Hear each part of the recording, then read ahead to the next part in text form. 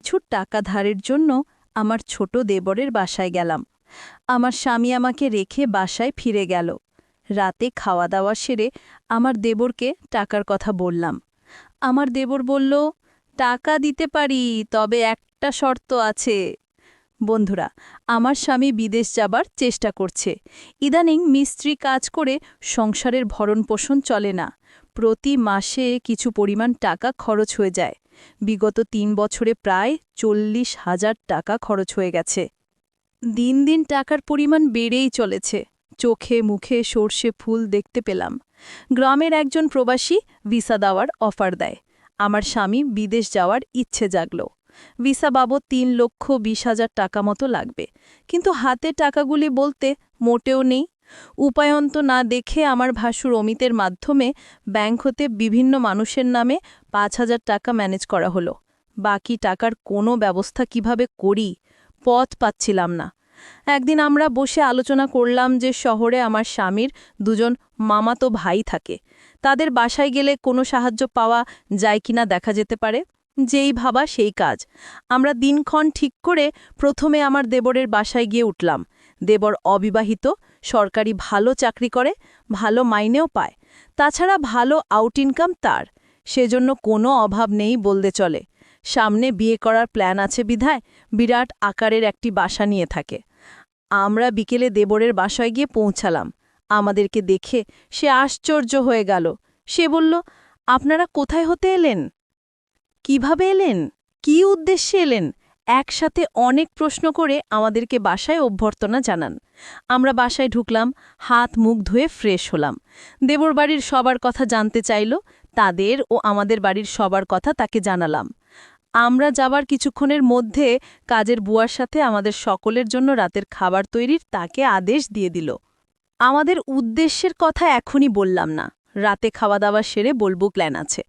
সন্ধে সামান্য পরে আমার স্বামী বলল, আমি একটু আমার আরেক ভাইয়ের বাসা থেকে ঘুরে আসি, তারপর রাতে একসাথে খাওয়া দাওয়া করে কথা বলবো। দেবর বলল, রাতে ঠিক চলে আসবেন তো ভাইয়া? আমার স্বামী বলল, হ্যাঁ। তাহলে জানা শোনেন, যদি রাতে আপনি না আসেন, আমি কিন্তু ভাবিকে আস্ত রাখব না বলে দিলাম।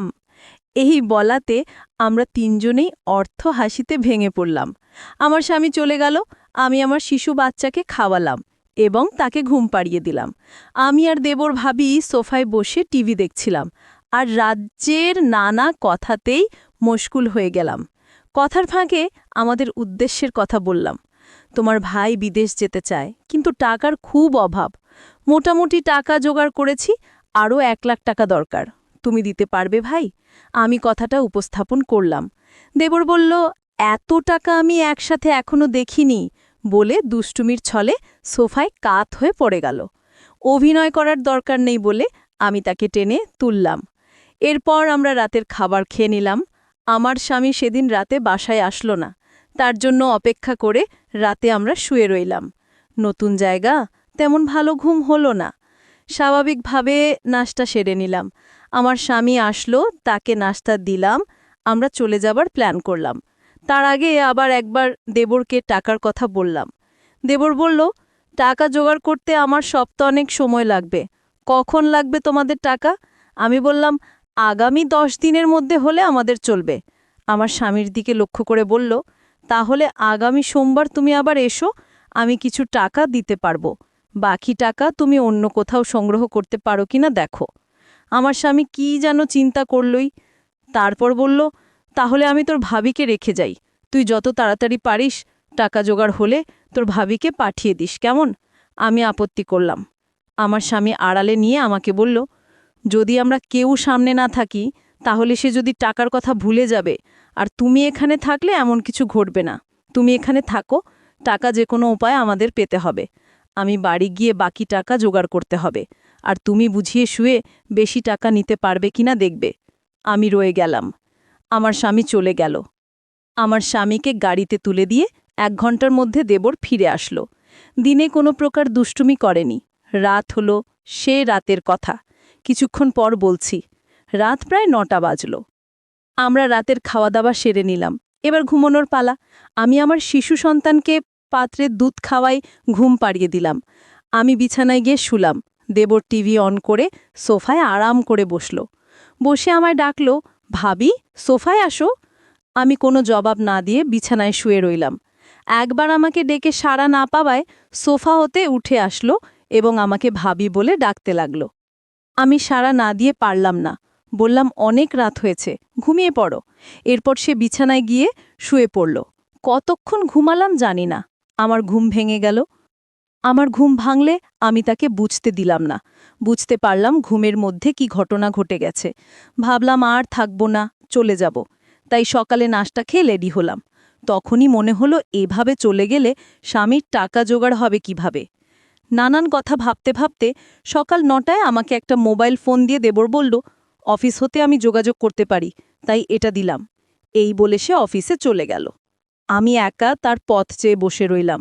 অফিসে চলে যাওয়ার পর আমি সম্পূর্ণ একা বসে বসে টিভি দেখছিলাম। দরজায় কড়া নাড়ল। দরজার পাশে গিয়ে জিজ্ঞেস করলাম, কে? বাইর হতে জবাব এলো, আমি কাজের বুয়া। খুলে দিলাম। বুয়া পাক শাক সব শেষ করে, আমার কাজ হয়ে গেছে, বিদায় নিয়ে চলে গেল। আমি আবার টিভি দেখায় মগ্ন হলাম। বেলা প্রায় 1টা বাজল।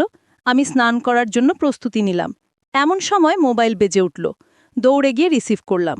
ওপার হতে আমার দেবর বলতে লাগল, ভাবি আমি একজন লোকের হাতে 1000 টাকা পাঠাচ্ছি। লোকটা আমার খুব আপন, আপনি একটু ভালো করে মেহমানদারি করবেন, চা নাস্তা যা চায় তা দেবেন, কোনো কার্পণ্য করবেন না, বুঝলেন? টাকাগুলো আপনার জন্য। আমি ঠিক আছে বলে ফোন রেখে দিলাম। আমি আবার টিভি দেখার জন্য সোফায় বসলাম। টিভিতে একটা ইংলিশ সিনেমা চলছে। এমন সময় দরজায় কড়া নাড়ার শব্দ হলো। দরজা খুলে দিলাম। এ কি দেখছি, সম্পূর্ণ এক নিগ্র মানুষ, প্রায় 6 ফুট লম্বা, হাতের আঙুলগুলো যেন আমাদের বাঙালিদের হাতের বাহুর মতো, যেমন লম্বা তেমনি মোটা। লোকটি বাংলায় বলল, আসতে পারি ভাবি? আমি হেসে বললাম, হ্যাঁ আসুন। লোকটি সরাসরি সোফায় গিয়ে বসল। তাড়াতাড়ি চা নাস্তা তৈরি করে তাকে পরিবেশন করলাম। সে 100,000 টাকা আমার হাতে গুঁজে দিল। আমার খাতিরদারি তার নাকি বেশ ভালো লেগেছে। বিদায়ের সময় আমার কান্না এসে গেল। সে আমাকে বলল, কেঁদো না, যদি সম্ভব হয় আমি আবার একবার আসব। তার চলে যাবার পথে এক দৃষ্টিতে তাকিয়ে রইলাম। ভাবলাম সে যদি আমাকে সাথে নিয়ে নিত। বিকেলবেলায় আমার দেবর অফিস হতে ফিরে এসে লোকটির কথা জানতে চাইল, টাকা দিয়েছে কিনা। বললাম হ্যাঁ দিয়েছে। আমার দেবর আশ্চর্য হয়ে আবার জানতে চাইল, তাহলে দিয়েছে? আমি বললাম হ্যাঁ দিয়েছে, তো এতে আশ্চর্য হওয়ার কি আছে? আমার দেবর হেসে উঠে বলল, এমনি এমনি দেবার কথা ছিল না। আমি কোনো কথা না বলে চুপ হয়ে রইলাম। আমার নীরবতায় সে যা বোঝার বুঝে গেল। আমাকে বলল, ভাবি দুনিয়াটা বড়ই কঠিন, কেউ কাউকে এমনি এমনি টাকা দিতে চায় না, সবাই বিনিময় চায়। সে আমাকে ধারে টাকা দিয়েছে, যথাসময়ে এগুলো ফেরত দিতে হবে। আমি তোমাদের টাকার প্রয়োজনের কথা এবং তোমার উপস্থিতির কথা সব জানিয়েছিলাম। তুমি যদি দাদাকে যদি কিছু না বলো, তাহলে 1 থেকে 2 লাখ টাকা জোগাড় করে দেওয়া যাবে। শুধু দাদাকে বলবে সব টাকা আমি দিয়েছি, এতে টাকাও জোগাড় হয়ে যাচ্ছে, তখন ভাই বিদেশ যাওয়া নিশ্চিত হচ্ছে। আমি তার কথা নির্দেশ সব শুনছিলাম। উপদেশ শেষ করে আবার সম্মতি জানতে চাইলে আমি কোনো উত্তর না দিয়ে নীরব রইলাম। আমার চোখে ভেসে উঠতে লাগলো আজকের লোকটির কথা। কি নাম কে জানে, জিজ্ঞেস করা সম্ভব হয়নি। খ্রিশ্চান না মুসলমান তাও জানা যায়নি, তবে হিন্দু নয় যে ব্যাপারে নিশ্চিত। আমার দেবর আমার সম্মতি আবার স্পষ্ট করে জানতে চাইলে বললাম, আমি কি বলবো, তুমি যা ভালো মনে করে তাই করতে পারে। আমার সম্মতির লক্ষণ দেখে বলল, রাতে একজন মেহমানকে দাওয়াত করেছি। কিছুক্ষণ পর কাজের বুয়া আসলো। সে বিকেলে চা নাস্তা তৈরি করার পাশাপাশি রাতে রান্নাবান্না শেষ করে চলে গেল। কে আসছে কেমন হবে, লোকটি মনের ভেতরে একটা চঞ্চলতা কাজ করতে লাগলো। রাত 9টা বাজলেই আমি দেবরকে বললাম, খেয়ে নেবে না মেহমানের জন্য অপেক্ষা করবে? বলল, না মেহমান কে আসবে, চলো আমরা খেয়ে নিই। আমরা খেয়ে নিলাম। আমরা বসে বসে টিভি দেখছি। প্রায় রাত 10টা। দরজায় খটখট আওয়াজ শুনলাম, বুঝলাম মেহমান এসে গেছে। আমার দেবর দরজা খুলে দিল। মেহমান ঘরে ঢুকে জানতে চাইল, তোমার ভাবি কই? দেবর বলল, ভিতরে আছে। দুজনে একসাথে আমি যে ঘরে আছি সে ঘরে চলে গেল। দেবর তার সাথে আমাকে পরিচয় করিয়ে দিল। লোকটি দেবককে উদ্দেশ্য করে বলল, তোমার ভাবিকে তো দেখতে দারুণ লাগছে। আমি 1 মিনিট টিভির দিকে তাকিয়ে আছি। সকালে ঘুম হতে উঠে ফ্রেশ হলাম। তারপর দুজনে চা নাস্তা খেলাম। আমার দেবর সকাল 9টায় অফিসে রওনা হয়ে গেল। আজ কোনো মেহমান আসবে কিনা বলে গেল না। আমার কাছে গতকালে রেখে যাওয়া তার মোবাইলটা কিন্তু আছে, হয়তো যোগাযোগ করবে। না করলে আরও ভালো, আজ বিশ্রাম নেওয়া দরকার। দেবর চলে যাওয়ার পর আমি বিছানায় শুলাম, কেমন জানি একা একা লাগছে। বুয়া আসলো, দরজায় নক করার সাথে সাথে আমি গিয়ে খুলে দিলাম। বুয়া তার কাজ ঘন্টা দেড়েকের মধ্যে শেষ করে চলে গেল। আমি আবার একা হয়ে গেলাম। ঘরের দরজার খিল মেরে দিয়ে বিছানায় শুয়ে পড়লাম আজকের সব দিনের ঘটনা ভাবতে ভাবতে। হঠাৎ মনে হলো দরজা খুলে কেউ যেন প্রবেশ করছে। ভাবলাম আমার দেবর, হয়তো আজ তাড়াতাড়ি ফিরে এসেছে। বিছানা থেকে উঠলাম না। দেবরের সাথে দুষ্টুমি করার জন্য ঘুমের ভান ধরে শুয়ে রইলাম। দেবর ঘরে ঢুকে দরজা বন্ধ করে দিল।